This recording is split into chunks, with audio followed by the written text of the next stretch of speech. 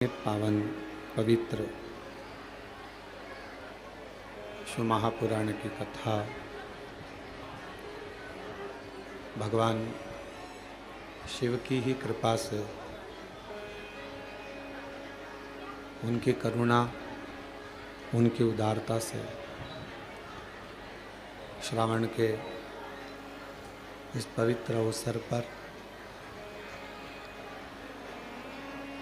श्रावण के पवित्र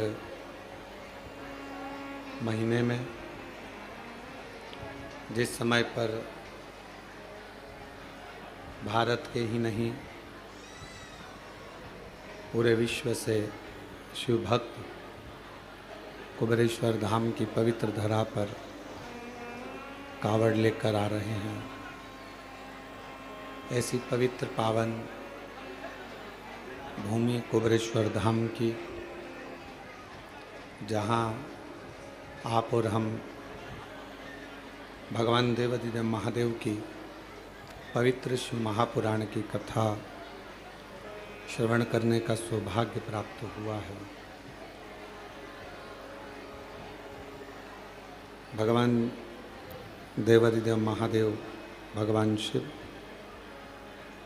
की करुणा और कृपा से कथा के मुख्य यजमान श्री दिनेश गणपति जी काबरा जी, काबरा परिवार एरंडोल महाराष्ट्र से, एक बार जोरदार ताली बजाकर उनका स्वागत वंदन अभिनंदन। श्रीमती कला गुप्ता जी भोपाल से, एक बार जोरदार ताली बजाकर उनका स्वागत वंदन अभिनंदन, जिन्होंने इस पवित्र पावन शिव महापुराण की कथा को दिव्यता और भव्यता के साथ श्रावण के पवित्र अवसर पर इस कथा का लाभ आप और हमको दिया है। कोई पूर्व का पुण्य आपका और हमारा होगा, जो भगवान शिव की इस अनुपम कथा को ऑनलाइन भी अगर श्रवण कर रहे हैं तो कुबेरेश्वर बाबा की पवित्र भूमि से कर रहे हैं। कहीं भगवान शंकर कंकर की ये पवित्र धरा, जो 12 ज्योतिर्लिंग का मध्य बिंदु है,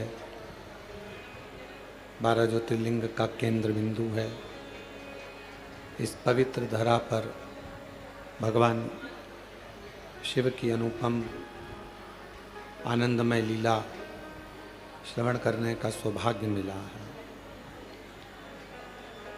और शिव करुणा सागर उदार हैं। शिव महापुराण की कथा में पहले भी एक बात कही है,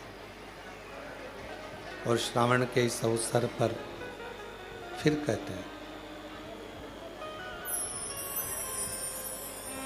कि पूजन भले कितनी भी देर की करो, भगवान शंकर की पूजन आपका मन हो 1 minute, 2 minute, 5 minute, 10 minute, 15 minute, 20 minute, जितनी देर आप कर सकते हो उतनी देर करो।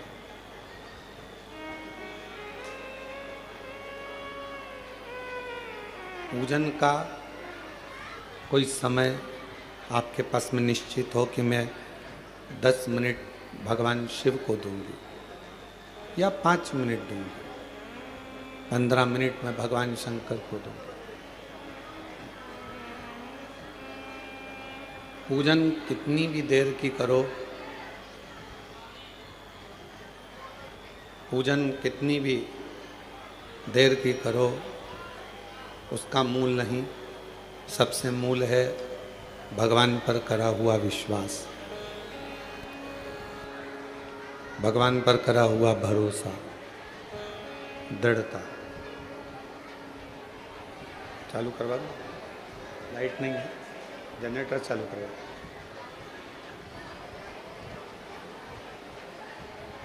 पूजन कितनी भी देर की हो वो अपनी जगह पर है,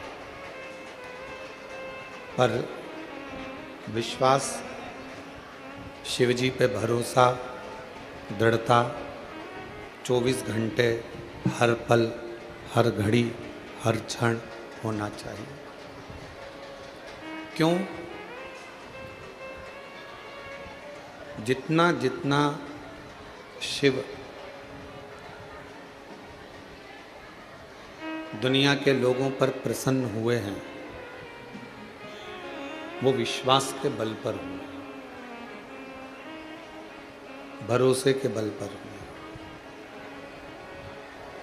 और दुनिया का सबसे कठिन काम एक ही है, किसी पर भरोसा करना।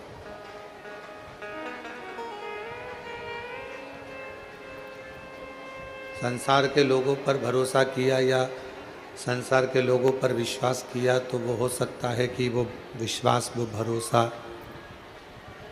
टूट जाए। पर यदि भगवान शंकर पर भरोसा किया है, भगवान शिव पर यदि विश्वास किया है, तो वो भरोसा, वो विश्वास कभी टूटता नहीं। अब भरोसा किसको कहते हैं, विश्वास किसको कहते हैं? आजकल विश्वास की भी बहुत सारी परिभाषाएं हो गई।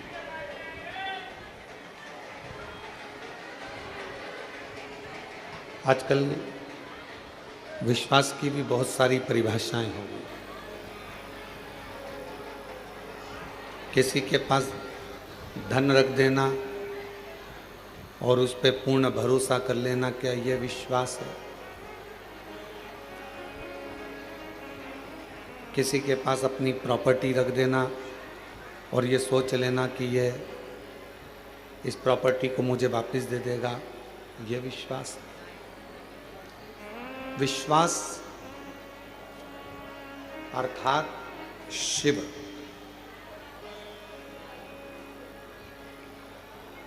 आप किसी को धन दें, आप किसी को संपदा दें ना दें, आप किसी को प्रॉपर्टी दें ना दें, पर जिसको अपना मानते हो, जिसको अपना मानते हो उसको, जिसको अपना मानते हो उसको शिव का एक स्वरूप मान लो। ये बक्से चल रहा है, जाकर सुनो तो। शिव का एक स्वरूप मानो, भगवान शंकर का एक स्वरूप मानो, एक भरोसा, एक विश्वास, और वो विश्वास हो शिव के प्रति। क्यों? शिव महापुराण की कथा कहती है कि हो सकता है कि परिवार वाले, नातेदार, रिश्तेदार, कुटुंब, कबीला, ये सब हमारा साथ छोड़ दें,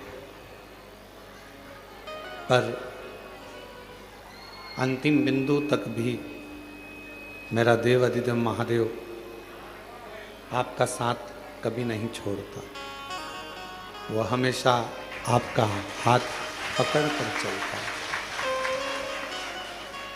और मैंने तेरे ही भरोसे बाबा, तेरे ही भरोसे हवा बीच उड़ती जावांगी, बाबा डोर हटो छड़ी नाम कटी जावांगी, भोले मैं तेरी पतंग, शंभू मैं तेरी पतंग, हवा बिच उड़ती जावांगी, बाबा डोर हटो छड़ी नाम कटी जावांगी, भोले मैं तेरी पतंग। एक विश्वास की दृढ़ता में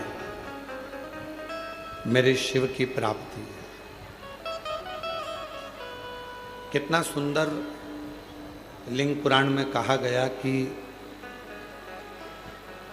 हम जब एक चावल का दाना भी यदि भगवान शंकर जी को चढ़ा रहे हैं, मात्र एक चावल का दाना यदि हम शिव जी को समर्पित कर रहे हैं,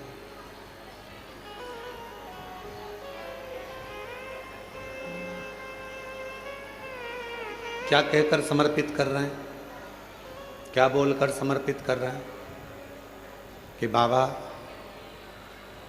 हमारा कुछ भी नहीं,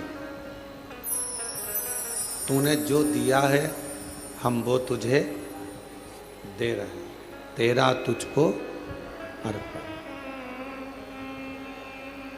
हमारा कुछ भी नहीं। जब हमारा जन्म हुआ तो हम कोई वस्तु लेकर, कोई सामग्री लेकर, कोई प्रॉपर्टी लेकर, कोई जमीन जायदाद लेकर, कोई घर लेकर पैदा नहीं।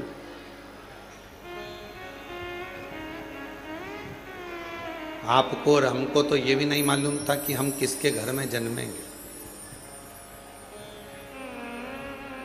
आपको और हमको तो ये भी नहीं मालूम था कि हमारा नाम क्या होगा, घर कहाँ होगा, मोहल्ला कौन सा होगा, शहर कौन सा होगा, जिला कौन सा होगा, प्रदेश कौन सा होगा। आपको और हमको किसी को नहीं, किसी को।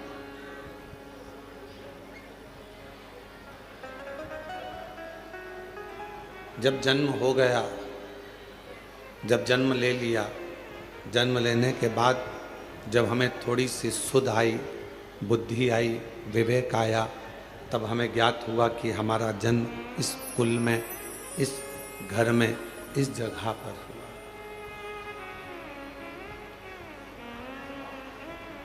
एक फूल को नहीं मालूम होता कि वो सुबह टूटेगा, अर्थी पर जाएगा कि मंदिर में जाएगा। एक फूल को नहीं मालूम कि वो टूटने के बाद किसी के जूड़े में, गजरे में लगेगा, या वो फूल टूटने के बाद किसी की श्रद्धांजलि में जाएगा। फूल को यह नहीं मालूम कि ये पुष्प कहाँ और कब जाएगा, कैसे जाएगा।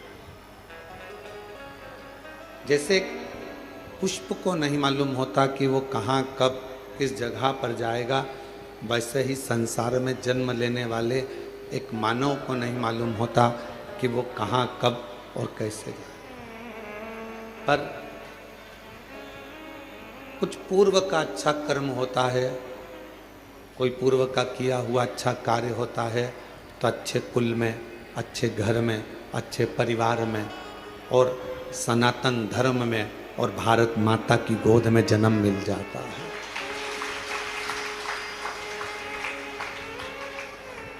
कोई पिछले जन्म के अच्छे कर्म मुझे बाबा तेरा साथ मिला। कोई पिछले जन्म के अच्छे कर्म मुझे बाबा तेरा साथ मिला। जहाँ सारी दुनिया झुकती है, जहाँ सारी दुनिया झुकती है, मुझे वो आली दरबार मिला, दरबार मिला। कोई पिछले जन्म के अच्छे कर्म मुझे बाबा तेरा, कोई पिछले जन्म के अच्छे कर्म मुझे बाबा तेरा।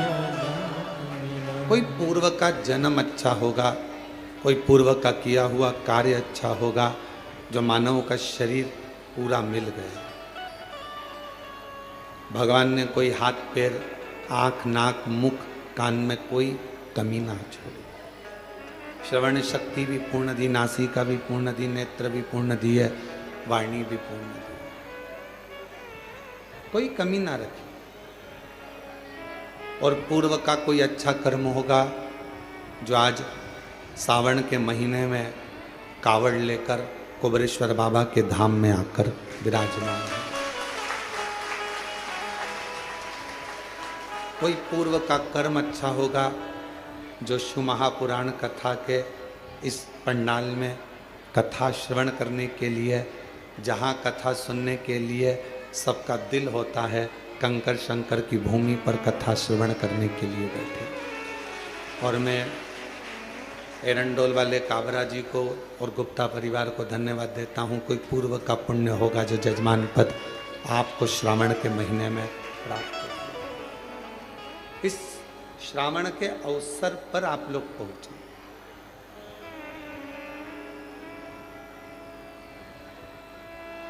कहते हैं घर के मंदिर में शिव और दिल के मंदिर में शिव दोनों ही कल्याण करने वाले होते हैं,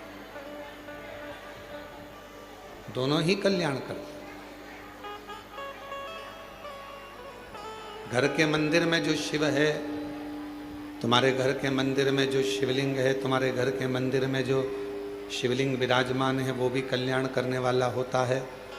और तुम्हारे दिल में, तुम्हारे हृदय में जो भगवान शंकर विराजमान है, वो भी कल्याण करने वाला है। और कितनी बड़ी बात शिव महापुराण में लिखी है कि जिस घर के अंदर शिवलिंग नहीं हो, जिस घर के अंदर अगर छोटा सा भी शिवलिंग नहीं है, तो उस घर का पानी पीने का भी यहाँ पर वर्णन नहीं किया गया कि आप उस घर का पानी पिए। काबरा जी, लिंग पुराण में, शिव महापुराण में, स्कंद पुराण के काशी खंड में, अवंतिका खंड में, केदार खंड में, सब में वर्णन किया गया कि घर के अंदर यदि एक छोटा सा भी शिवलिंग है,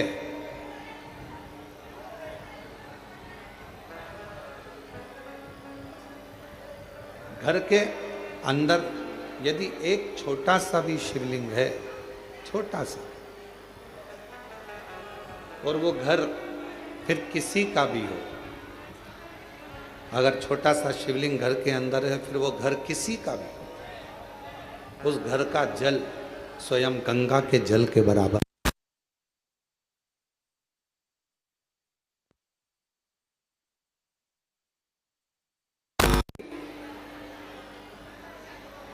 यदि घर के अंदर शिवलिंग विराजमान है, छोटा सा भी अगर शिवलिंग,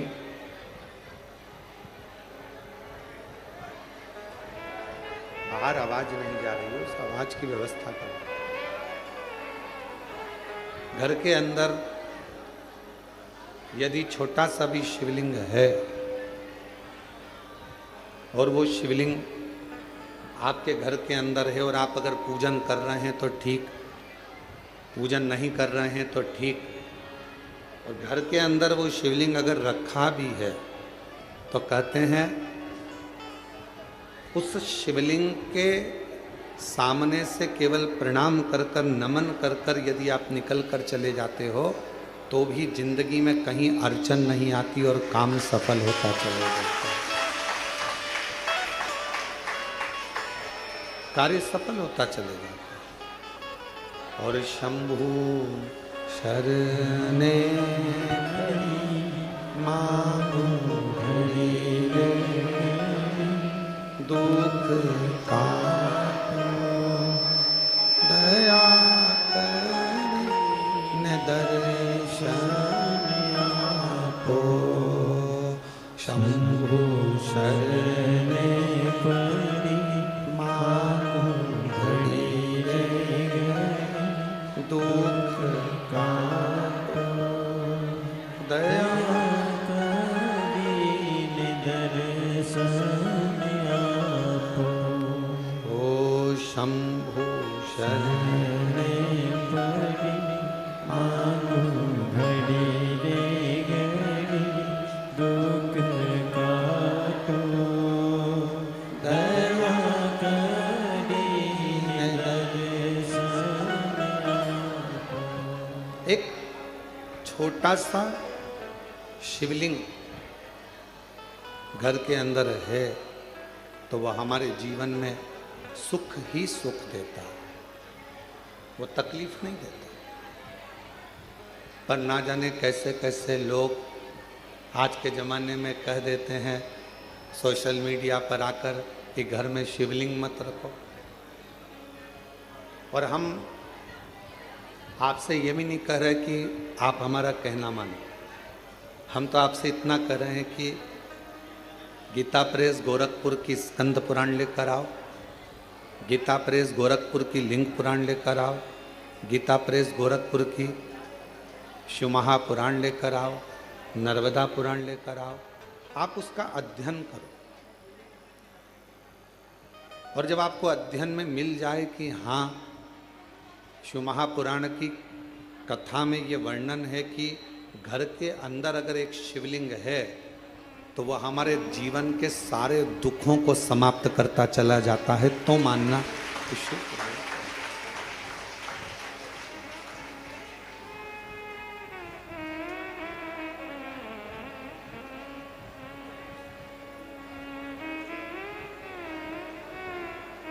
एक एक पुराण के एक एक शब्द का अध्ययन करो, पढ़ो, और नहीं पढ़ सकते तो फिर गुरु की वाणी पर भरोसा करो। अगर आप शिव पुराण को, लिंग पुराण को, नर्मदा पुराण को, स्कंद पुराण को नहीं पढ़ सकते तो फिर आप गुरु की वाणी पर विश्वास करो, गुरु की वाणी पर भरोसा करो। महाराज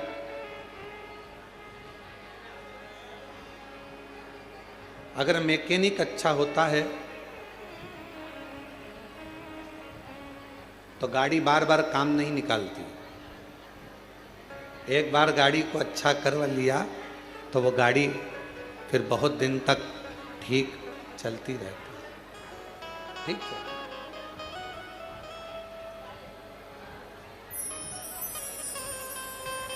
यदि मैकेनिक अच्छा है और मैकेनिक अगर ठीक है, गाड़ी अगर एक बार उसने सुधार दी है तो वो गाड़ी फिर काम नहीं निकाले, फिर वो गाड़ी काम बार बार नहीं निकाल सकती। जैसे मैकेनिक अच्छा है तो गाड़ी बार बार काम नहीं निकालती है, गाड़ी बार बार बिगड़ती नहीं है, उसी तरह यदि गुरु अच्छा है तो ये मन बार बार बिगड़ता नहीं है और गलत जगह पर जाता है। एक मैकेनिक की तरह एक गुरु होता है।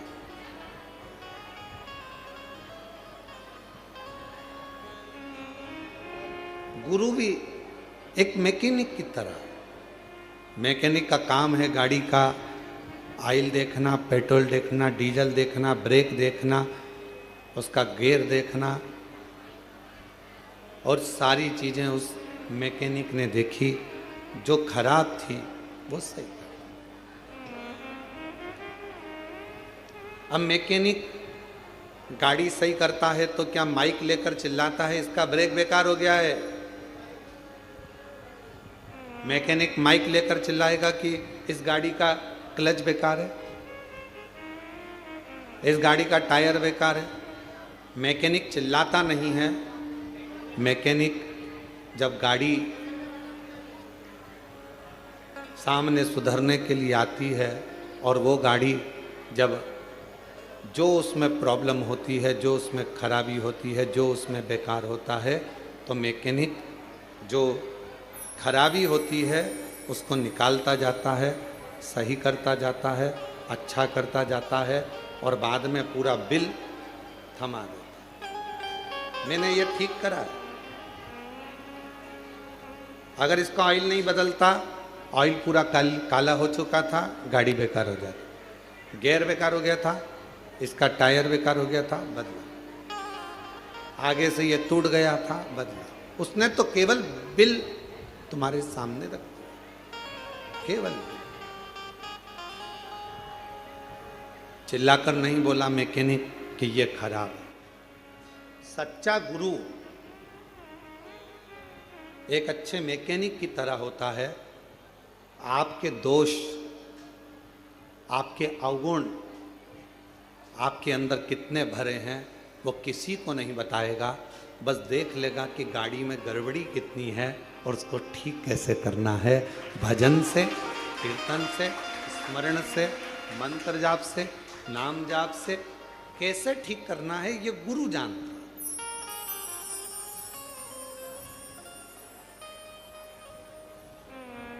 और किसी ने बहुत अच्छा कहा, नहाए धोए हरि मिले, नहाए धोए हरि मिले तो मैं नहाऊं 100 बार। अगर केवल नहाने से भगवान मिलता तो मैं 100 बार नहाता रहता। अगर केवल नहाने से भगवान मिलता तो मछली दिन भर पानी में ही रहती है, उसको भगवान मिल जाता, मगर को मिल जाता। नहाए धोए हरि मिले तो मैं नहाऊं 100 बार। हरि तो मिले निर्मल मन से, प्यारे मन का मेल बाहर निकाल, परमात्मा मिल गया। अब कोई कहे कि तुम नहा कर आ रहे हैं, तुम्हें इनको छूना नहीं, या नहा कर आए हैं इनका स्पर्श मत करना। भगवान कहते हैं, कितना सुंदर शिव महापुराण के अंदर लिखा है, जरा शास्त्र का अध्ययन करिएगा। घर में अगर बुजुर्ग माँ बाप हैं, बूढ़े माता पिता हैं, घर में छोटा सा बच्चा गोदी में है, माँ बाप ने अगर गंदगी कर दी है और घर के बहुओं ने, बच्चों ने उसकी गंदगी को साफ कर दिया, मंदिर जा रहे थे, गंदगी साफ कर कर भी मंदिर गए ना, तो भी भगवान ये नहीं कहेगा कि तू गंदा आया है।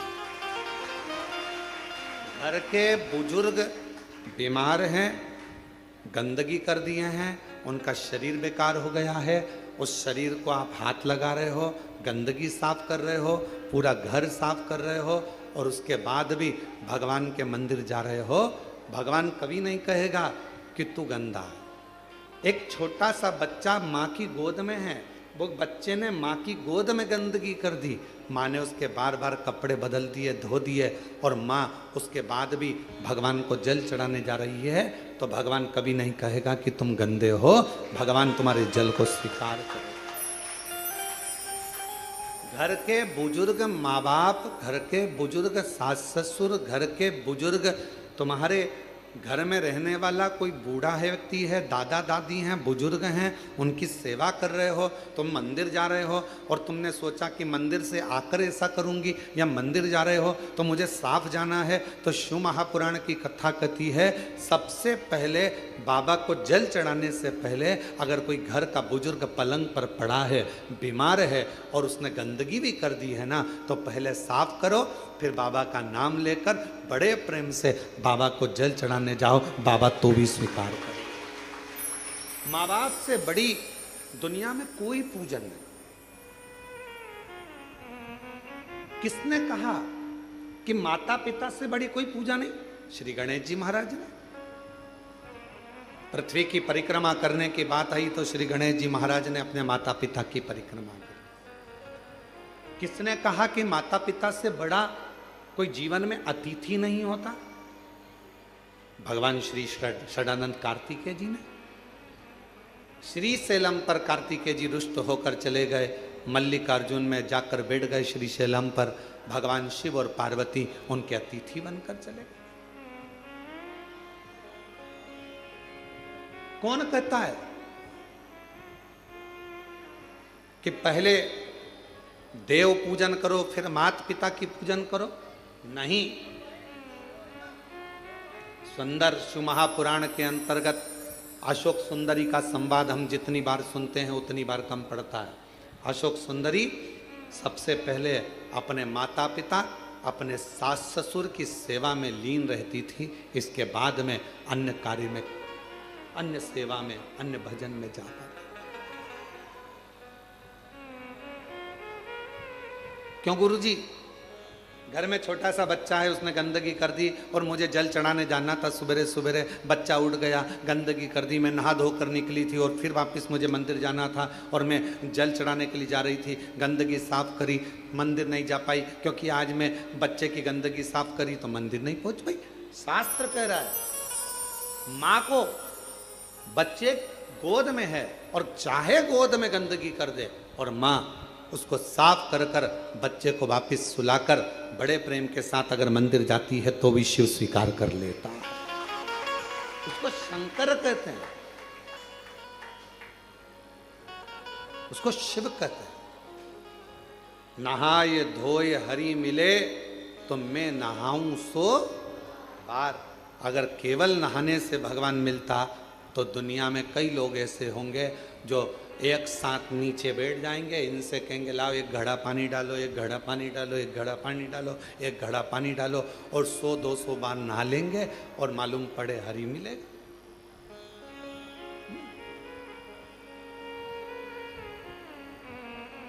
से बात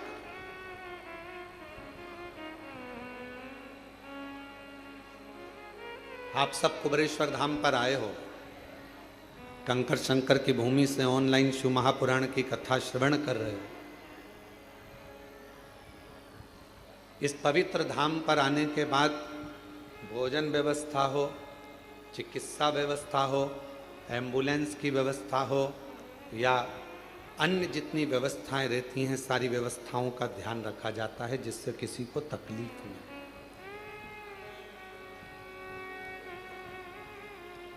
मेरा भोले बाबा, मेरा शंकर भगवान फिर निवेदन करें तुम्हारे निर्मल मन को, तुम्हारे विश्वास को देखता। फिर कहेंगे पूजन तुम कितनी देर की कर रहे हो उससे कोई मतलब नहीं, पर भरोसा कितना कर रहे हो वो मूल है। जल लेकर आए हो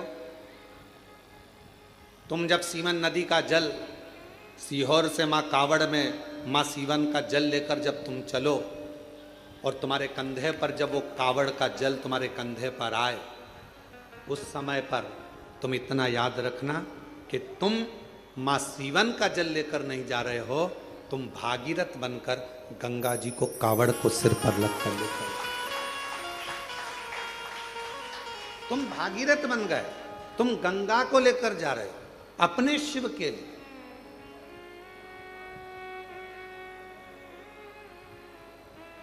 कोई तुमसे कहे जल कहां से भरा, कहा सीहोर से, कितना किलोमीटर जाना है, 11 किलोमीटर है। जल कौन सी नदी का है, तो कहा सीवन का जल है। कब तक सीवन का जल है, जब तक तुमने वहां से नहीं भरा। तुम्हारे दोनों कलश के अंदर, कावड़ के दोनों लोटे के अंदर, कावड़ के दोनों कलश के अंदर जब सीवन का जल भरा गया, तुमने अर्चना कर ली, पूजन कर ली, कंधे पर रख लिया, फिर वो सीवन का जल नहीं रहा, वो गंगा जल बन गया और तुम भागीरथ बन गए। उस समय पर तुम भी लीलाबाई कमलाबाई कब तक थी, जब तक तुम सीवन के तट पर पहुंची। तुम्हारा नाम राम सिंह कब तक था, जब तक तुम सीवन के जल पर पहुंचे। जब तुम सीहोर में सीवन नदी के तट पर पहुंचे तब तक तुम्हारा नाम राम सिंह था, तुम्हारा नाम कमलाबाई था। और जब तुमने जल भर लिया तो तुम ना कमलाबाई हो ना राम सिंह हो, लोग तुमको कहेंगे तो कावड़िया ही कहेंगे, वो तुमको नाम से नहीं पुकारेंगे।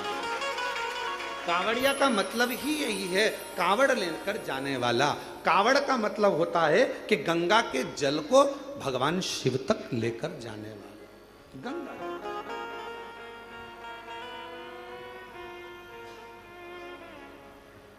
वो सीवन का जल, मां सीवन नदी का जल, सीहोर का जल कब तक जल है, जब तक वो सीवन के तट पर है। तुमने कलश में भरा, तुमने कंधे पर उठाया, बाबा का नाम लिया, कंधे पर लेकर चले, कंधे पर रखते ही वो जल गंगा का जल हो गया।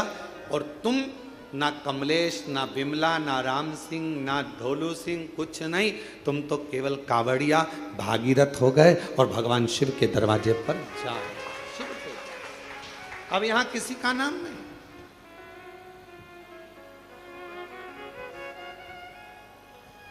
किसी का।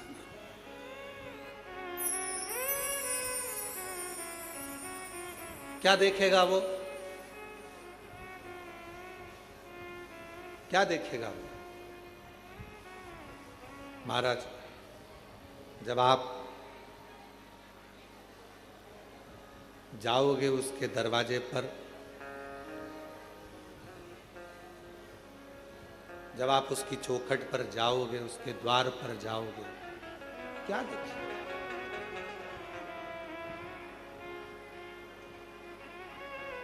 अगर वो देखेगा, अच्छा बोलिए, ईमानदारी से बोलना, जितने लोग आस्था चैनल पर कथा सुन रहे हैं, जितने फेसबुक यूट्यूब पर कथा सुन रहे हैं,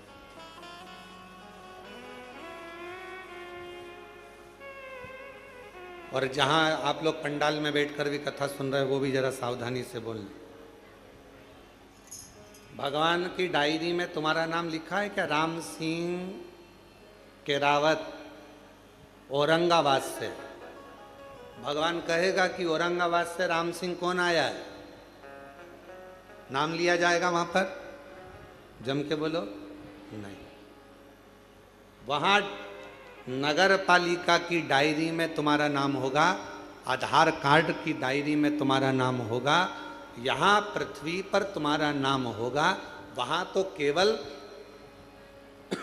डायरी खुलेगी और उस डायरी में केवल जो जीव आत्मा भेजी गई है, उस जीव आत्मा, जैसे हर मोबाइल में एक छोटा सा कोड, एक छोटा सा कुछ डला होता है, जिससे मालूम पड़ जाता है कि मोबाइल कहां पर।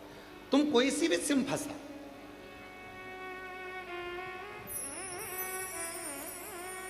तुम्हारा मोबाइल कहां है, उसने सिम निकाल ली तो भी मोबाइल मालूम पड़ जाएगा कि मोबाइल कहां पर है। परमात्मा के दरवाजे पर तुम्हारा मोबाइल का नंबर, अर्थात तुम्हारा नंबर नहीं चलेगा, तुम्हारा पुण्य कितना है वो देखा जाएगा। ये जीवात्मा आई है, इसका पुण्य कितना है। क्या कहते हैं, ट्रेन में सफर करने वाले को यात्री, फ्लाइट में सफर करने वाले को यात्री, बस में सफर करने वाले को यात्री, उसी तरह भगवान के दरवाजे पर जाने वाले को क्या कहते हैं, भक्त। और गंगा का जल कंधे पर रखकर, किसी भी नदी का जल लेकर शिवालय तक सावन के महीने में जाने वाले को कावड़िया कहते हैं, क्योंकि उसकी लेखनी में वही लिखा है, उसकी लेखनी में वही।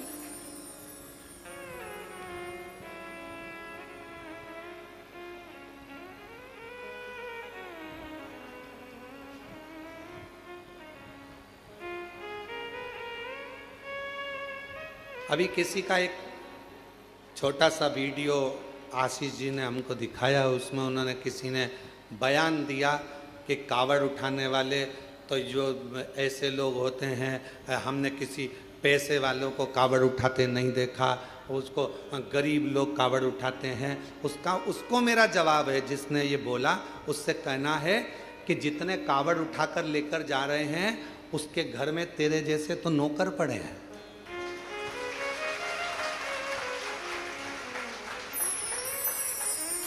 कावड़ उठाने के लिए दम चाहिए, कावड़ उठाने के लिए मन चाहिए, और कावड़ उठाने के लिए वैभव। यहाँ जितने आए हैं, सबने अपने अपने घर से आने में 100, 200, 500 रुपये खर्च करे होंगे, तब जाकर कुबेरेश्वर धाम पहुँचा। काबरा जी, बिना पैसा खर्च करे कोई कुबेरेश्वर धाम नहीं पहुँच सकता, बिना खर्च करे हुए कोई उज्जैनी नहीं पहुँच सकता, बिना खर्च करे हुए कोई विश्वनाथ नहीं पहुँच सकता।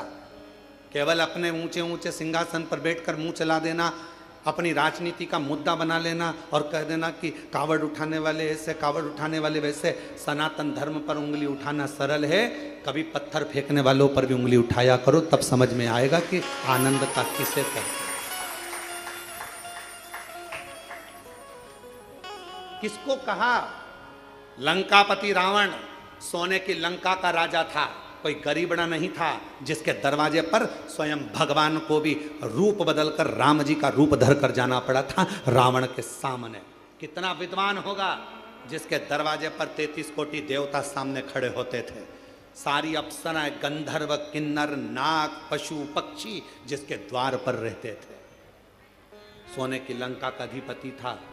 और कोई पूछे रावण से, उसके पिताजी से पूछे, विशर्वा बाबा से पूछे कि ये सोने की लंका उनको कैसे मिल गई, कौन ने दी, तो विशर्वा बाबा भी कह देंगे कि ये सोने की लंका देने वाले तो मेरे शंकर भगवान है। लंकापति रावण से पूछे कि सोने का नगर किसने दिया, तो वो भी कह देंगे कि देने वाले शंकर भगवान है। किसी से पूछा जाए, भगवान राम जी से पूछा जाए कि लंका का राज्य तुम्हें कैसे मिल गया, रावण का तुमने संहार कैसे कर दिया, तो कहा शंकर भगवान की कृपा से। भगवान कृष्ण से कोई पूछे कि द्वारका का राज्य कैसे मिल गया, द्वारका के अधिपति कैसे बन गए, तुम्हारे यहाँ संतान की प्राप्ति इतनी हुई कैसे हो गई, तो कहा शिव की कृपा से।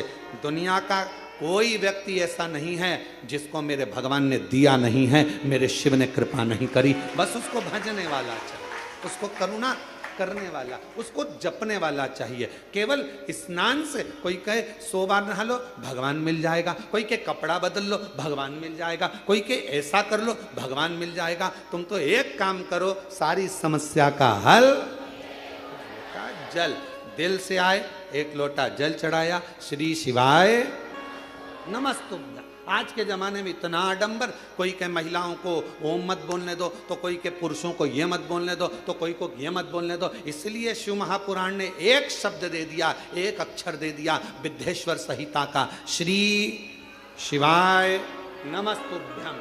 अब इस शब्द में कोई लफड़ा नहीं, कोई लड़ाई नहीं, कोई विवाद नहीं। कोई नहीं कहेगा तुमसे कि इसमें ओम लगाओ, कि ये मत लगाओ, कि वो मत लगाओ। आज के जमाने में लोगों ने, अरे माँ जगत जननी जगदम्बा अम्बा पार्वती पंचाक्षर मंत्र का जाप करती हैं। नमः शिवाय, ओम नमः शिवाय, नमः शिवाय, ओम नमः शिवाय। पहले भी कथा में कहा, पुरुष ओम अक्षर के नाद से प्रारंभ करेगा और स्त्रियां नमः शिवाय से प्रारंभ कर कर ओम तक, ओम से फिर नमः शिवाय तक। श्री शिवाय नमस्ते, सहज सरल आडंबर से रहित शंकर को बारंबार प्रणाम। पंचाक्षर मंत्र का मतलब भी क्या होता है? नमः शिवाय का मतलब शिव जी को प्रणाम करता हूँ, ओम नमः शिवाय का मतलब शंकर भगवान को, ब्रह्मांड के रचयिता को प्रणाम करता हूँ, और श्री शिवाय नमस्तुभ्यं का मतलब है शंकर भगवान को प्रणाम करता हूँ। शिव को प्रणाम करना है, भाव शुद्ध हो, मन शुद्ध हो, हृदय निर्मल हो। फिर वही बात आ गई, नहाए धोए हरि मिले तो मैं नहाऊं। जम के बोलो, मैं नहाऊं सो बार, हरि तो मिले निर्मल मन से प्यारे, मन का मेल बाहर निकाल, मन के मेल को निकाल दे तो भगवान को मिलने में देरी नहीं होगी, शिव तेरे सामने खड़ा होगा। शिव को क्या चाहिए? कोई दिखा,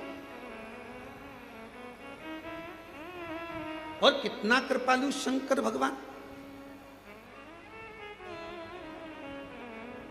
मेरे भगवान शंकर ने कोई धन वैभव संपदा की वस्तु कभी तुमसे नहीं मांगी महाराज। जितने भी शिव भक्त शिव महापुराण की कथा को सुन रहे हैं, बड़े सावधानी से सुनना कि मेरे शंकर भगवान ने तुमसे कभी करोड़ों का धन नहीं मांगा। शंकर भगवान ने कहा, जो फूल किसी देवता पे नहीं चढ़े तुम मुझे चढ़ा दो। देवों में देव महादेव, घर के बुजुर्ग, घर के बड़े, घर के वृद्ध, घर के बयो, घर के बयो शिव। आ जान दो, इधर निकाल के बिठा दो, बिठा के दो। घर के बयो, घर के वृद्ध, घर के बुजुर्ग शिव शिव है। हाँ वहीं आगे बिठा दो उधर के।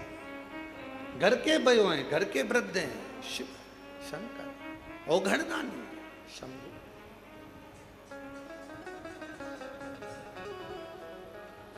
जो पुष्प, जो फूल कोई देवता स्वीकार ना करे वो मुझे दे दीजिए। और कितनी सुंदर बात कही, सबको अंबर पीतांबर वैभव चाहिए। शिव जी कहते हैं कोई देवता ऐसा नहीं होगा जिसको शमशान की राख चाहिए हो। एक काम करो, वो राख किसी काम की नहीं है, मुझे चलो।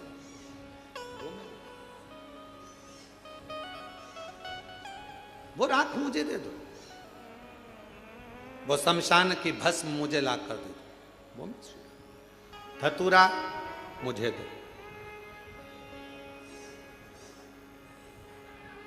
एक मंदार का फूल, एक शमी का पत्र, जो मंदार आंकड़ा यहाँ वहाँ मंदार लगा रहता है, कौन सा देवता जिसके ऊपर चढ़ता?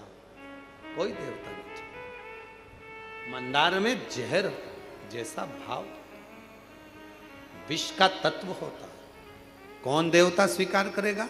तो कहा मंदार मुझे दे दो। शमी का वृक्ष, जिस शमी के पत्तियों को शिव लेते हैं, उस शमी के डाली पर पक्षी भी नहीं बैठता, क्योंकि कांटे सबसे ज्यादा संख्या में शमी के वृक्ष में हो, उसको नहीं लेता। देवता भी नहीं स्वीकार, कोई देवता नहीं लेगा। कांटे का है, कांटे का है, कांटे का है, कौन लेगा? पक्षी नहीं बैठता, कांटे लगे हैं। मंदार भी ऐसा ही है, विष से परिपूर्ण है, पक्षी बैठना पसंद नहीं करते मंदार के पेड़ पर, मंदार के पौधे पर। विष, अगर मंदार का फूल आप शंकर जी को चढ़ा रहे हो, फूल तोड़ते समय तुम्हारी आंखें नीचे होना चाहिए, क्योंकि मंदार का टूटने पर अगर उसका दूध हमारी आंखों में चले जाता है तो आंखें खराब हो जाती है।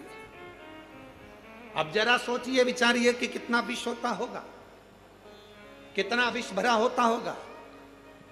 कौन देवता स्वीकार करेगा? कनेर का पुष्प कौन देवता स्वीकार करते? जो पुष्प कोई ना ले वो मुझे दो, जो पत्ती कोई ना ले वो पत्ती मुझे दो, मुझे वो दे दो जो किसी काम का नहीं है, क्योंकि शिव कहते हैं जो किसी काम का नहीं होता वो मेरे काम का होता है, और मेरे काम का हो गया तो फिर वो जगत के काम का होगा। जो मेरे काम का हो गया वो पूरे जगत के काम का हो जाएगा, पूरे जगत के काम।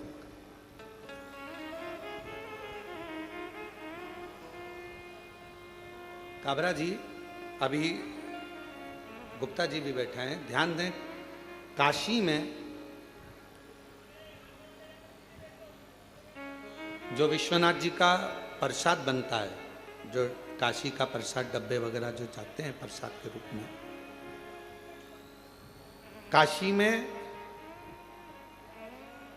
जितनी बेलपत्र चढ़ती है, जितनी बेलपत्र, उस बेलपत्र को पीसकर सुखाकर उस बेलपत्र का ही प्रसाद वितरण किया जाए। अभी काशी में एक नई बात आनंद की होगी, और पूरे काशी वासियों को मैं उसके लिए धन्यवाद देता हूं कि बेलपत्र का सदुपयोग प्रारंभ आपने करवा दिया। और मैं सबको बताना चाहूँगा, हमारी उज्जैनी में अवंतिकापुरी में जो पुष्प अवंतिका नाथ को मेरे महाकाल बाबा को चढ़ते हैं, जो बेलपत्र मेरे महाकाल बाबा को चढ़ती है, वो सारी बेलपत्र पुष्प जाते हैं और उससे गुलाल, उससे अगरबत्ती, धूप बत्ती और अन्य सामग्रियां, हवन सामग्रियां ऐसी निर्मित होती है जो संपूर्ण जगत का कल्याण कर रही है। संपूर्ण जगत।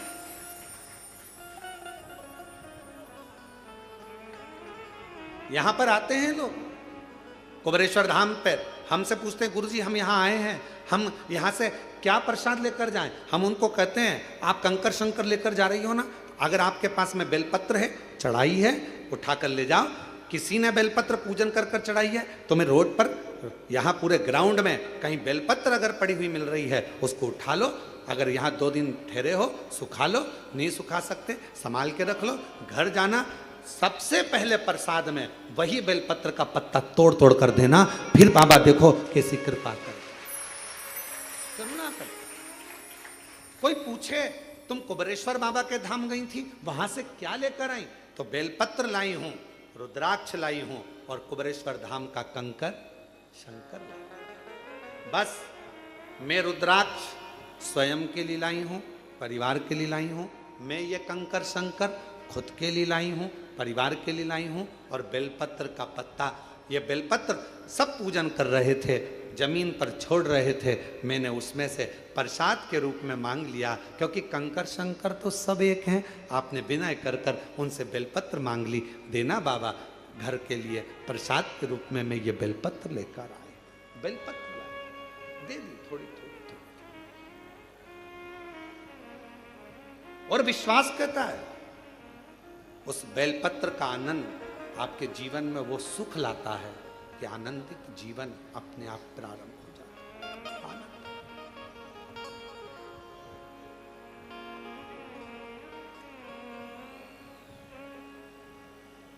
हम इस प्रांगण में भी ज्यादा नहीं निकलते। क्यों? आप लोग चरण छूने का प्रयास करते हो, और हम हमेशा एक ही बात कहते हैं कि चरण हमारे नहीं, देवाधिदेव महादेव, ये कंकर शंकर की भूमि है।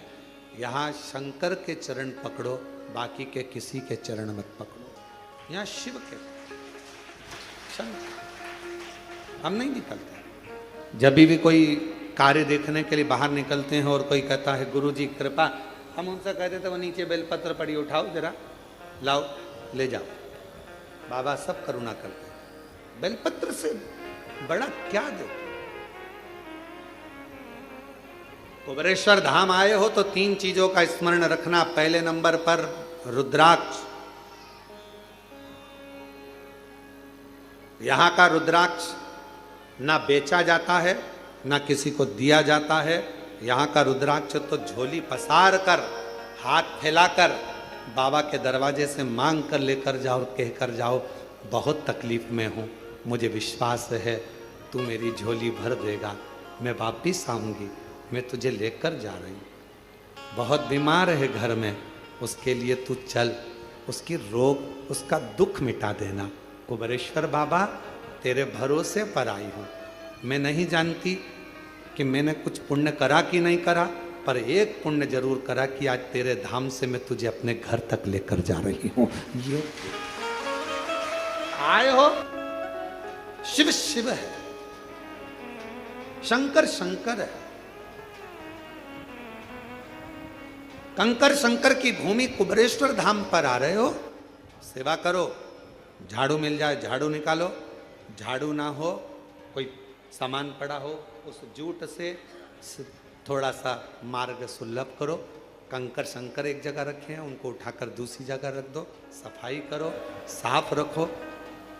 रुद्राक्ष खूब प्रेम से मांगो बाबा के दरबार से, खूब।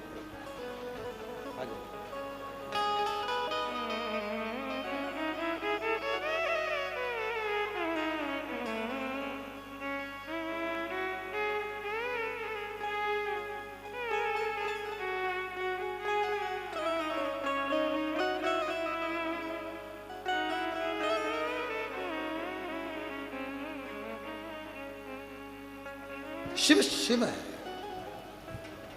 कंकर शंकर की धरा पर आए हो। कथा में आए हो, अगर कथा सुनने में आपका मन है, चित्त है, कावड़ चढ़ाने आए थे, 2 मिनट की कथा मिल गई है, प्रेम से एक जगह पर बैठकर, ये मत देखो कि हॉल में जगह नहीं, बाहर ये तो कंकर शंकर की भूमि है। जहां बैठोगे दिल से सुनोगे, बस हृदय से बैठकर बाबा से अपने मन का भाव कहो, दिल से। एक रुद्राक्ष, दूसरा कंकर शंकर, तीसरा बेलपत्र। विश्वास, भरोसा और पूर्ण। जब भरोसा होता है, दृढ़ता होती है, तो भगवान सुनता जरूर।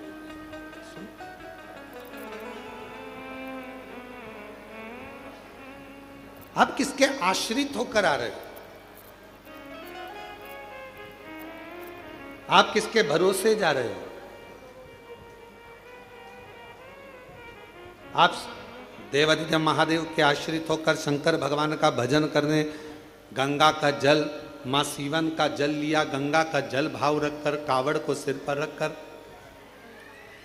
कंधे पर रखकर शिवनाम लेते लेते श्री शिवाय नमस्तुभ्यम बोल बम बोल बम बोल बम बोलते बोलते शिव के दरवाजे तक आ। देने वाला वो है। करो प्रणाम। शिव जी ने कहा कि मुझे वो दे दो जो किसी काम का नहीं है, उसको मैं अपने पास रखकर काम वाला बना दूं। शमशान की राख को शंकर भगवान ने अपने तन से लगाया। आज वो शमशान की राख भी लोग अपनी तिजोरी में रखते हैं संभाल कर, अगर मंदिर से मिल जाती है तो। अवंतिका नाथ से, मेरे विश्वनाथ जी से अगर भस्म भी मिल जाती है तो लोग उसे संभाल कर रखते हैं। नहीं तो राख है, भस्म है, कौन संभालेगा, कौन रखेगा। पर चपटी भभूत में है खजाना, कुबेर का खजाना चपटी भभूत में। जैसे कंकर शंकर की भूमि को कुबेरेश्वर महादेव कहते हैं, कुबेर भंडारी की भूमि कहते हैं। यहाँ की रज, यहाँ का कंकर, यहाँ की धूल, यहाँ की मिट्टी स्वयं कुबेरेश्वर बाबा का चरण का प्रसाद है। स्वयं यहाँ की रज, यहाँ का कंकर, यहाँ की मिट्टी, यहाँ का रुद्राक्ष, यहाँ का बेलपत्र अगर इस भूमि पर स्पर्श भी हो जाता है तो वो अपने आप में एक प्रबल औषधि के रूप में, एक आनंद के रूप में हमारा भंडार भरने वाला शिव शंकर। भस्म लगाई मेरे शिव जी ने तो भस्म करोड़ों की हो गई। चपटी भभूत में है खजाना कुबेर का, चपटी भभूत में खजाना। शिव जी ने कहा जो किसी काम का नहीं वो मुझे दे दो, जो किसी काम का नहीं वो मेरे काम। और फिर कहूं आप सबसे, दुनिया के लोग आपको ताना देंगे, दुनिया के लोग आपको अपशब्द कहेंगे, दुनिया के लोग आपको गालियां देंगे, आड़ा टेढ़ा कहेंगे। ये मंदिर जाती है, कभी शमी पत्र चढ़ा देती है, कभी बेलपत्र चढ़ा देती है, कभी ये चढ़ा देती है। लोग कहेंगे ये तो कहीं कोई टोना कर रही है, कहीं कुछ कर रही है। कहने वाला सब कहता रहेगा, आग लगे बस्ती में अपन रहो मस्ती। अपना शिव, अपना पिता, अपना शंकर, देव अधिदेव महादेव अपने हैं, हम उसकी संतान है। हम जिस रूप में, जिस भाव में, जैसे महादेव को भजेंगे, हमारा महादेव हमारी उस भाव में श्रवण करे। जिस भाव। कल शिवरात्रि है, आज प्रदोष है। कितने किस्मत वाले हो आप लोग। सावन का महीना, प्रदोष का दिन, साथ में शिव महापुराण की कथा, कावड़ का जल, आप सब कितनी करुणा। कल शिवरात्रि है, कल बाबा की शाम को 7 बजे से 8 बजे तक ऑनलाइन पूजन होगी। पूजन के समय पर हो सकता है लाइट चले जाए तो आस्था चैनल पर, हो सकता है टीवी बंद हो जाए तो मोबाइल पर भी हमारी जो समिति का जो भी लिंक है उससे जुड़ कर रहें और उसको पूजन को ऑनलाइन करें। मान लो ऑनलाइन करने में भी आगे पीछे हो जाओ, टेंशन मत लेना। बाबा का भजन करना, दिल से बाबा को भजते रहना, श्री शिवाय नमस्तुभ्यम कहते रहना और बाबा को निमंत्रण देते रहना। बाबा तुम्हारा कल्याण करें। पूरा विश्व, पूरा देश नहीं विदेश में भी लोग कल का इंतजार कर रहे हैं। सावन की शिवरात्रि का इंतजार पूरी दुनिया करती है। एक एक बेटा बेटी जो कंपटीशन एग्जाम में बैठने वाले होते हैं, पढ़ने वाले होते हैं, दुकानदार, व्यापारी, महिलाएं, सब कल का इंतजार करती हैं कि सावन की शिवरात्रि का ऑनलाइन पूजन होगा। हम पार्थिव शिवलिंग का पूजन करेंगे, शंकर जी कुबेर भंडारी हमारे घर में आएंगे। साल भर हमारा भंडार खाली नहीं होगा, हमारा घर परिपूर्ण होगा, बड़ा होगा। इंतजार करें। आप और हम सब जो घर पर नहीं है, जो यहाँ है, वो यहाँ पूजन करेंगे।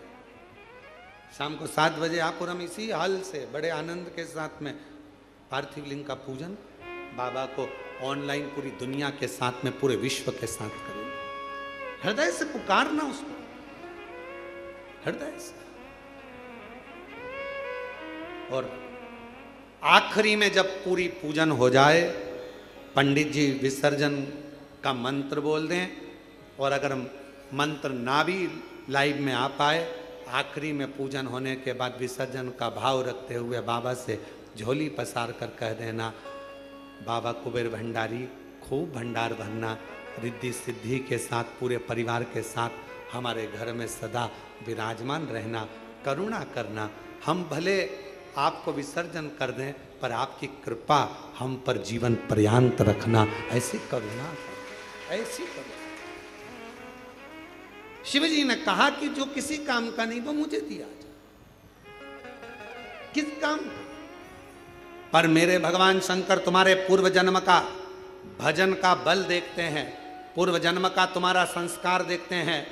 नीचे के लोग तुम्हारा नाम देखेंगे, डिग्री देखेंगे, आईडी कार्ड देखेंगे, ऊपर वाला पुण्य देखे। ऊपर वाला तुम्हारा आईडी कार्ड नहीं देखेगा कि भानु प्रताप कहाँ रहता है, कहाँ से आया है, फरीदाबाद से, फिरोजाबाद से, आगरा से, ग्वालियर से नहीं।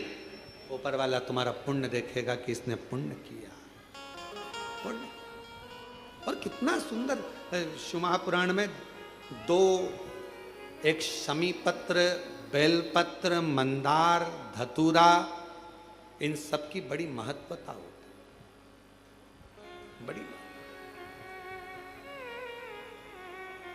कल शिवरात्रि की पूजन में लाल फूल, श्वेत फूल, गेहूं के दाने, काली मिर्च,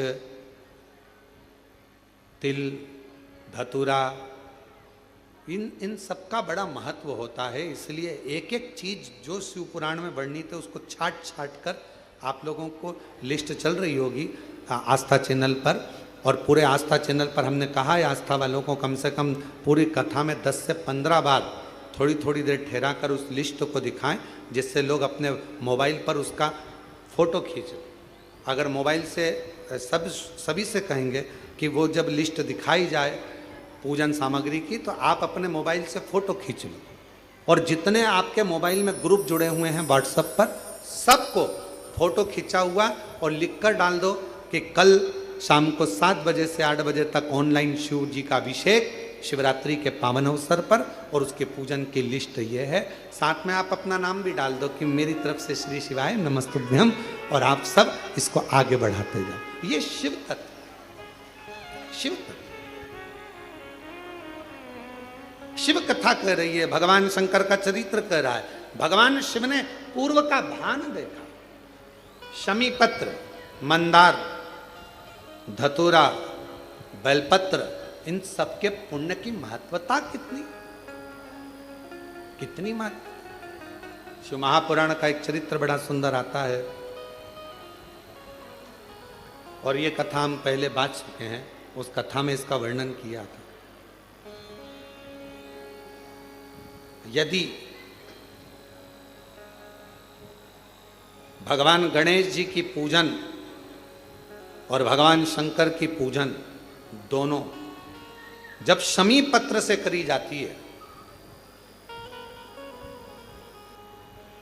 तो शरीर में कैसा भी रोग भरा पड़ा हो, डॉक्टर ने कह दिया कि यह बहुत बेकार रोग है और ये रोग इसका पीछा नहीं छोड़ेगा। यदि आपको डॉक्टर ने कह दिया कि ऐसा है, डॉक्टर की दवाइयाँ लो, जांच कराओ, डॉक्टर को दिखाओ, रिपोर्ट लाओ, पर साथ में 7 स्थान बताए हैं जहाँ पर शमी पत्र को अगर चढ़ाते रहे चढ़ाते रहे चढ़ाते रहे तो वो रोग कितना भी बड़ा हो आखिरी में वो रोग समाप्त हो ही जाता है।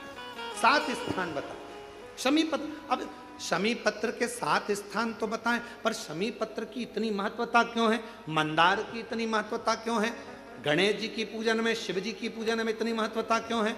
7 स्थान पर शमी पत्र का वर्णन किया गया। 7 स्थान शिव महापुराण के वो 7 स्थान शिवलिंग के आप लोग देखेंगे, दर्शन करेंगे। ये मानकर चलिए ये जलाधारी है, ये जहाँ से जल बहता है वो स्थान, ये शिवलिंग है। समझ में आ रहा है सबको? ये शिवलिंग, ये जलाधारी, ये जल बहता है वो स्थान, बीच में अशोक सुंदरी का स्थान, गणेश जी कार्तिकेय जी का स्थान, माँ जगत जननी का हस्तकमल, शिवलिंग, ऊपर जलाधारी में जया, विषहरा, शामली बारी, दौतली, 7 स्थान बताए। पहला स्थान अशोक सुंदरी का स्थान, द्वितीय स्थान भगवान श्री गणेश जी महाराज का स्थान, जहां गणेश जी का स्थान है सीधे भाग में उस स्थान। तृतीय स्थान मां पार्वती जी का हस्तकमल। चतुर्थ स्थान भगवान शंकर का शिवलिंग। चौथा स्थान। पांचवा स्थान नंदी का उठा हुआ चरण, जो नंदी का पांव उठा हुआ रहता है एक आगे वाला, पांचवा स्थान। और 2 शमी पत्र भगवान शंकर के सम्मुख में से अपनी कामना कर कर 3 बार पंचाक्षर मंत्र का या श्री शिवाय नमस्तुभ्यम का स्मरण कर कर वो शमी पत्र भगवान शंकर के शिवलिंग पर फिर समर्पित कर दिया जाए। अगर ये 7 शमी पत्र समर्पित कर कर एक बेलपत्र शिव जी को समर्पित करा जाता है तो धीरे धीरे कैसा भी बड़े से बड़ा रोग हो वो धीरे धीरे कटना प्रारंभ हो जाता है। शमी पत्र की महत्वता पूजन में वर्णन, शमी की इतनी महत्वता क्यों है तो शिव महापुराण में यह भी वर्णन किया गया। औरव मुनि के, औरव ऋषि के कोई संतान नहीं थी।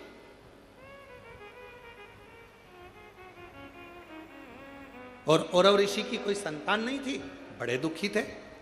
उनकी धर्मपत्नी ने एक दिन औरव ऋषि से पूछा कि संतान की प्राप्ति के लिए क्या करा जाए।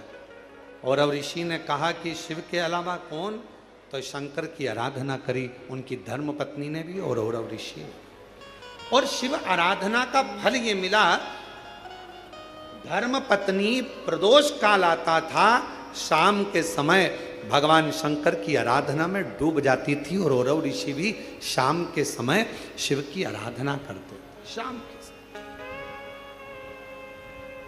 और नमः शिवाय, ओम नमः शिवाय, नमः शिवाय, ओम नमः शिवाय, श्री शिवाय नमस्तुभ्यं, श्री शिवाय नमस्तुभ्यं।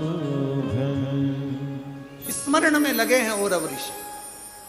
उनकी धर्मपत्नी भी शाम के समय भगवान शंकर का भजन कर रही, बाबा से प्रार्थना करी, रोज शाम के समय पर भगवान शंकर की आराधना करते, पूजन करते, स्मरण करते। शिव जी ने कृपा कर कर उसका गर्भ ठहर गया। गर्भ ठहरने के बाद एक लड़की ने, कन्या ने जन्म लिया। कन्या ने शाम के समय जन्म लिया, इसलिए औरव ऋषि ने और उनकी पत्नी ने उसका नाम शमी रख दिया।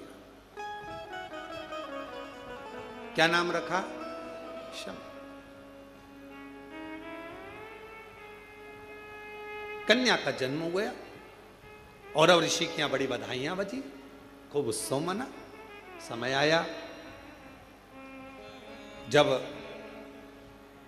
औरव ऋषि के यहां पर कन्या का जन्म हो गया, कुछ समय ही आनंद के साथ में एक ऋषि और हुए जिनका नाम था धौम्य ऋषि। और धौम्य ऋषि के यहां भी एक बेटे का जन्म हुआ जिसका नाम मंदार रखा। क्या नाम रखा?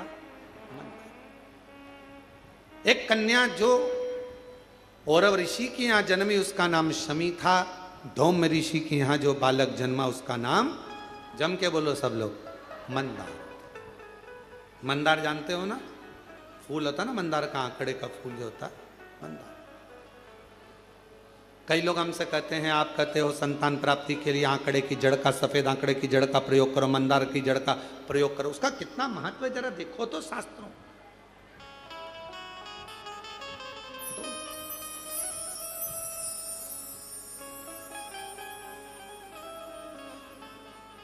औरव ऋषि की बेटी बड़ी हुई, धौम्य ऋषि का बेटा बड़ा हुआ। दोनों बड़े हो गए, उनका विवाह दोनों ने पक्का कर दिया, औरव ऋषि और धौम्य ऋषि। शमी और मंदार की शादी हो गई। छोटे थे, पहले के समय में छोटी अवस्था में विवाह हो जाता था। आज के समय में तो अवस्था हो जाती है, छोटा समझ में ही नहीं आता कब विवाह करना। पहले लोगों ने विचार करा पढ़ाओ पढ़ाओ पढ़ाओ पढ़ाओ पढ़ाओ, मना नहीं। फिर नौकरी नौकरी धंधा पानी नौकरी नौकरी करते करते कब 30-35 साल के हो गए, विवाह का ध्यान नहीं रहा। फिर बाद में लड़का देख रहे लड़की देख रहे, विवाह पक्का ना हो पा रहा। फिर ना जाने कहाँ कहाँ जाकर महाराज जी हमारी पत्रिका देखो, महाराज जी हाथ देखकर बताओ, महाराज जी कुछ बताओ, शादी हो जाए ब्याह हो जाए, जल्दी से ब्याह हो जाए शादी हो जाए, ऐसा कोई उपाय बताओ, कोई ऐसा काम करो। अरे भाई जब विवाह का उम्र था पढ़ो, मना नहीं, खूब विद्याध्ययन कराओ, मना नहीं, काम धंधे से भी लगो, मना नहीं, बिजनेस करो नौकरी करो सब करो, पर शादी जैसे एक उम्र होती है कि मिलिट्री में आर्मी में इतनी उम्र के व्यक्ति को लिया जाएगा, उसके बाद लेते हैं क्या उसको? जम के तो बोलो जरा, नहीं। मिलिट्री की उम्र है, कमाने की उम्र है, माता की गोद में बैठने की उम्र है, हर चीज की उम्र है। उसी तरह विवाह की भी एक उम्र है, शादी भी समय पर करिए। आज जो इतने इतने ना जाने कितने कितने बखाड़े हो रहे हैं रोज सोशल मीडिया पर अखबारों में रोज पढ़ने को मिलता है, ऐसा हो गया वैसा हो गया। समय पर सब चीज अच्छी लगती है, समय का ध्यान, समय। इसीलिए शिव महापुराण की कथा कहती है धन सत्ता वैभव कुर्सी पद प्रतिष्ठा मिलना, ये मिल रहा है, प्राप्त हो रहा है। धन मिला, सत्ता मिली, वैभव मिला, कुर्सी मिला, पद मिला, प्रतिष्ठा मिली, सब कुछ मिली। हो सकता है कि यह तुमको प्राप्त हो जाए, कैसे ना कैसे मिल जाए, कैसे ना कैसे तुम्हारे भाग्य में आ जाए। ये सब मिलना भाग्य की बात नहीं है। सबसे ज्यादा भाग्य की बात तब है, सबसे ज्यादा भाग्य की बात तब है जब, सबसे ज्यादा भाग्य की बात तब है जब एक अच्छा गुरु और एक अच्छी धर्म पत्नी आपकी संगनी बनकर साथ चले, तो समझ लेना कि भाग्य। एक गुरु अच्छा मिल जाए, एक धर्म पत्नी अच्छी मिल जाए। गुरु तुम्हें स्वर्ग की सीढ़ी चढ़ाने की राह बताता है और धर्म पत्नी तुम्हारे साथ रहकर घर को स्वर्ग बनाने का प्रयास करती है। धर्म पत्नी,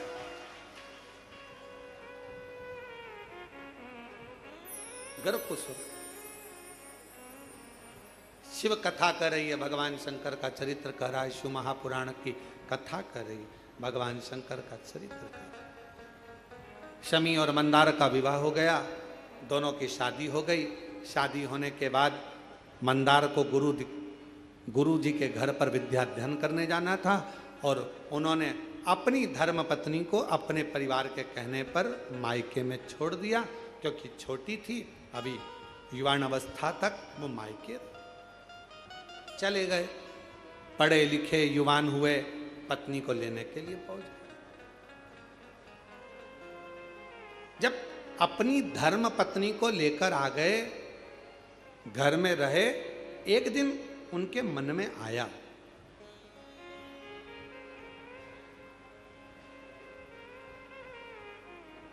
उनके मन में भाव प्रकट हुआ, चलो अपने गुरु जी से मिलकर आते हैं, चलो। और दोनों शमी और मंदार दोनों बड़े अलमस्ती के साथ जाने लगे। चलते चलते बीच में भुषुंडी ऋषि का आश्रम पड़ गया। अब भुषुंडी ऋषि को तो आप जानते ही होंगे कि भुषुंडी ऋषि का आश्रम मतलब भुषुंडी बाबा कैसे थे, गणेश जी के परम भगत। और भुषुंडी ऋषि ऐसे ऋषि थे भुषुंडी जी कि शायद दुनिया में इतना सुंदर ऋषिवर कोई हुआ ही नहीं, इतने सुंदर थे। अप्सरा लोक को छोड़कर भुषुंडी बाबा का केवल दीदार करने के लिए, दर्शन करने के लिए आती थी, इतने सुंदर। एक दिन भुरसुंडी ऋषि के मन में आया कि मैं सुंदर हूँ तो अप्सराएं मेरी ओर देखती हैं, भगवान को नहीं देखती, उनकी आराधना नहीं करती, सब लोग मुझे देखते हैं, क्या करूं ऐसी सुंदरता का। एक दिन भुरसुंडी ऋषि ने तप करा, साधना कर कर गणेश जी को प्रकट कर लिया। गणेश जी ने कहा मांगो तुम्हें क्या चाहिए। कहा बस इतनी कृपा कर दो, जैसे आपका हाथी का मुंह लगा है मेरा भी हाथी का मुख कर दीजिए। जैसे ही कहा तो गणेश जी आश्चर्य में पड़ गए कि हाथी का मुख लगाओगे लोग क्या कहेंगे, तुम इतने बड़े ऋषि हो, इतनी सुंदर तुम्हारी काया है, तुम्हारा मुख इतना सुंदर है कि देवलोक की अप्सराएं तुमको देखने के लिए आती हैं, देवता तुम पर आश्चर्य करते हैं और तुम हाथी का मुख लगाने की बात करते हो। हाथी का मुख, लोग क्या कहेंगे। भुरसुंडी बाबा ने कहा कि प्रभु बस कृपा करो, तुम तो मुझे हाथी का मुख लगा दो। गणेश जी ने कहा चाहिए काय के लिए, तो कहा मेरे भजन में लोग परेशान कर, परेशान। हाथी तथास्तु। गणेश जी का मुख, सिर पर मुकुट होता था। भुरसुंडी बाबा का कभी आप दर्शन करेंगे, गणेश जी का मुख लगा है, शरीर मनुष्य का है, ऋषि का, सिर पर जटा बंधी है, जटा। भुरसुंडी बाबा का हाथी का मुख, सिर पे जटा।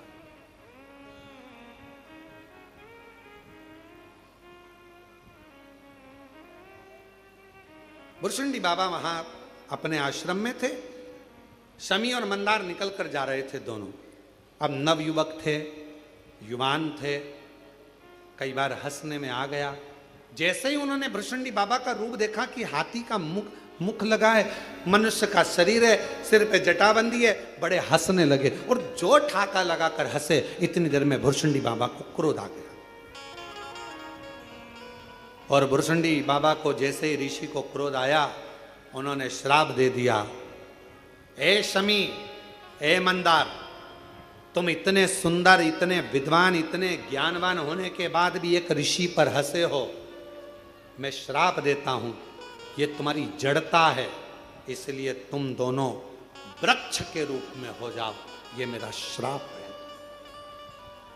चरणों में पड़, क्षमा करो, क्षमा, गलती हो गई, क्षमा कर दो। सुना,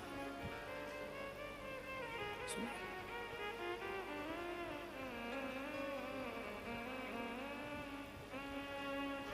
बहुत समय हो गया, ना तो शमी आई, ना मंदार आया,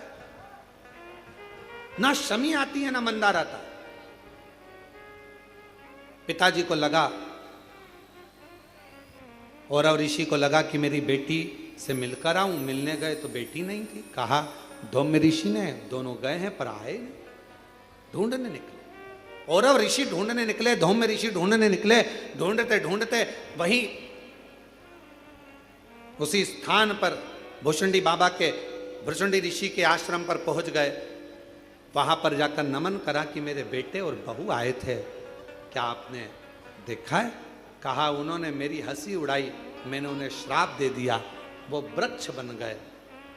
महाराज कृपा करिए, कृपा करिए, इन दोनों की मुक्ति का कोई उपाय बताइए। मुक्ति का कोई उपाय। कहा मैं गणेश जी की आराधना करता हूं, आप भी गणेश की आराधना करो। श्राप तो मैंने दिया है, पर श्राप से मुक्त भगवान श्री गणेश जी महाराज कर देंगे। धौम्य ऋषि ने और औरव ऋषि ने गणेश जी की आराधना करना प्रारंभ करी। गणेश जी प्रसन्न तो हो गए। गणेश जी ने कहा मांगो क्या चाहिए? भुरसुंडी ऋषि ने मेरे बेटा बहू को श्राप दे दिया है, उन्हें श्राप से मुक्त कर दो। भुरसुंडी बाबा ने तुरंत उसी समय पर गणेश जी महाराज बोले, भुरसुंडी ने श्राप दिया? वो तो मेरा परम भगत है, और अगर उसने श्राप दिया है तो मैं उस श्राप को तोड़ नहीं सकता। आप कुछ और मांगना हो तो मांग लो। महाराज क्या मांगे? आप उन दोनों वृक्ष पर कृपा कर दो। गणेश जी महाराज ने कहा आज मैं वचन देता हूं, शिवपुत्र गणेश वर देता है, भगवान शंकर के गणेश कह रहे हैं, मैं शिवपुत्र गणेश आज वर देता हूं, ये शमी और मंदार का पेड़ वृक्ष, इसकी पत्ती और इसके फूल जो मेरे पिता शिव जी को समर्पित करेंगे, जो मुझे समर्पित करेंगे, जो उनके मन की कामना होगी वो सारी कामना उनकी हम पूर्ण करेंगे। अब चलते चलते धूम में ऋषि ने हाथ जोड़ दिए, प्रभु दोनों विषैले हैं, दोनों कटीले हैं, विषैले हैं, आप देवता तो इसको स्वीकार नहीं करेंगे ना। गणेश जी महाराज ने कहा देवता स्वीकार करें चाहे नहीं करें, मेरे भगवान शंकर और मैं मंदार के पुष्प को और शमी के पत्र को स्वीकार करेंगे। जो मनुष्य शमी के पत्र से हम दोनों की आराधना करेगा, मेरे पिता शिव जी की और मेरी आराधना करेगा, भूलवश भी शमी के वृक्ष का दर्शन जिस दिन व्यक्ति को मनुष्य देह में हो जाएगा, शमी के वृक्ष का यदि वो दर्शन भी कर लेगा, उस दिन 12 ज्योतिर्लिंग के दर्शन का पुण्य फल प्राप्त हो जाए। शमी की इतनी महत्वता, मंदार की इतनी महत्वता है, इतनी। शिव महापुराण की कथा कहती है, कितना भी रोगीला व्यक्ति है, कोई बड़ा रोग से ग्रसित व्यक्ति है, वो रोग मिट ही नहीं रहा, उसको केवल एक काम चालू कर देना चाहिए, भगवान का पंचाक्षर मंत्र का जाप करे, डॉक्टर से जांच कराए, औषधि ले, डॉक्टर को दिखाए, दवाइयाँ ले, जांचें कराए, डॉक्टर को शिव मानकर उसकी दवाइयों का सेवन करे, साथ में शमी पत्र भगवान शंकर को चढ़ाना प्रारंभ करे। शमी पत्र यदि वो प्रतिदिन नहीं चढ़ा सकता तो सोमवार, शनिवार, कुछ अष्टमी, प्रदोष, शिवरात्रि ऐसी तिथियां हैं जिस दिन भगवान शंकर को शमी पत्र अगर चढ़ाया जाता है तो व्यक्ति के जीवन का कैसा भी रोग हो वो धीरे धीरे समाप्त होता चलेगा। शमी पत्र के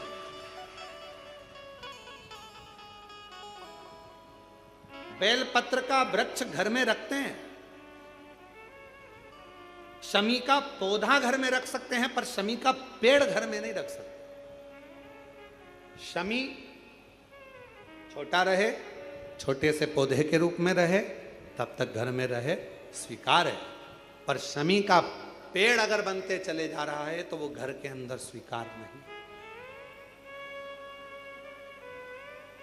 शमी पौधे के रूप में गमले में रहे, क्यों? दर्शन होगा, दर्शन होगा। यहां तक कहा है महाराज, अगर शरीर का कोई अंग है, उसका एक प्रमाण है, देखिए यहां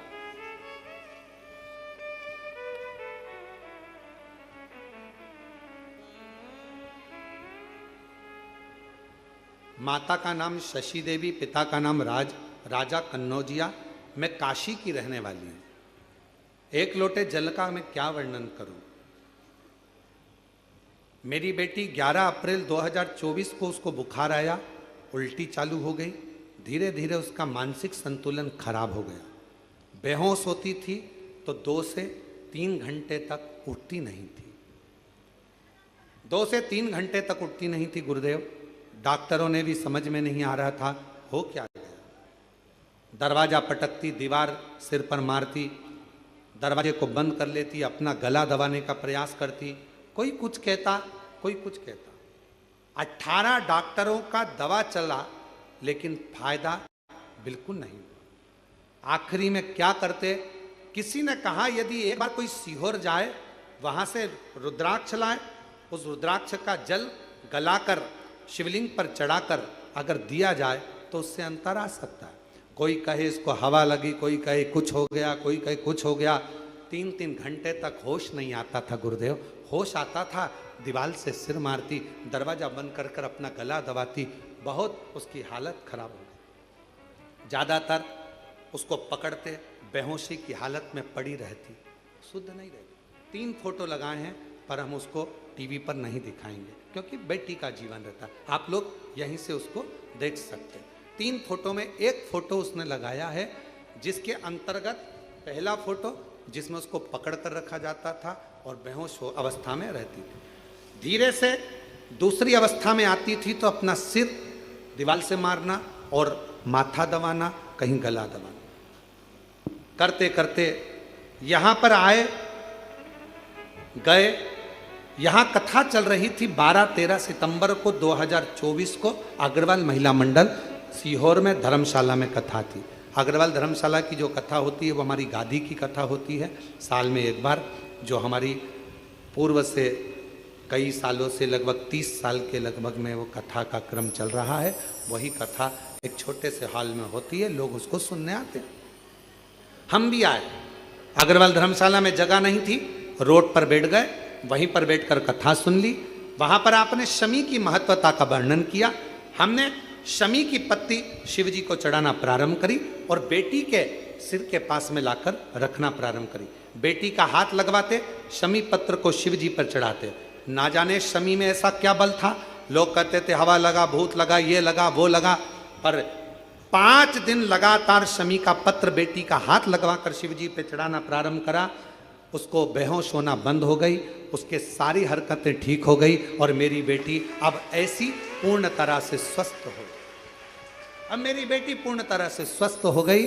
आज 1 वर्ष होने जा रहा है, मेरी बेटी को कोई दवा नहीं दी जाती और ना बेटी को कुछ दिया जाता। शमी के पत्र में वो बल होता है, यदि,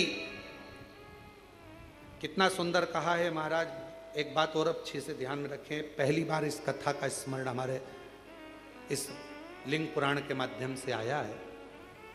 यदि तुम्हारे घर में छोटा सा शिवलिंग है और आपको लग रहा है कि कोई व्यक्ति कोई गलत कार्य कर रहा है या किसी ने हमारे को कोई गलत कार्य करा, कोई ने बताया आपको, वैसे तो कोई गलत होता नहीं है, कर्म के आगे क्या गलत होगा, फिर भी आपको ऐसा लगता है, एक शमी का पत्र आपके घर में रखे हुए शिवलिंग पर चढ़ा दीजिए, उसके ऊपर एक बेलपत्र चढ़ा दीजिए। किसी की सामर्थ्यता नहीं है कि दुनिया में कोई तुम पे टोना कर दे, कि टोटका कर दे, कि कोई हालत खराब, किसी की सामर्थ्यता नहीं। शमी का पौधा जिसके घर में, पर उतना याद रखना, शमी का पेड़ नहीं, बेलपत्र का वृक्ष तुम्हारे घर में हो, शमी का वृक्ष नहीं, शमी का पौधा हो रहे, जिसके घर के आसपास में, घर के नजदीक में शमी का छोटा सा पौधा होता है, वहां पर भी कोई गलत कार्य कोई कर नहीं सकता। किसी की सामर्थ्यता नहीं, सामर्थ्य शिव तत्व की प्राप्ति। और महाराज शिव शिव है, शंभु शंभु है, ओघड़दानी ओघड़दानी।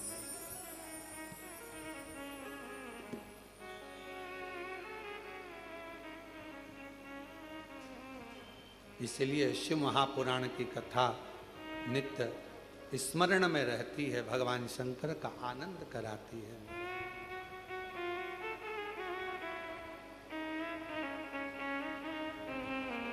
भगवान शिव की कथा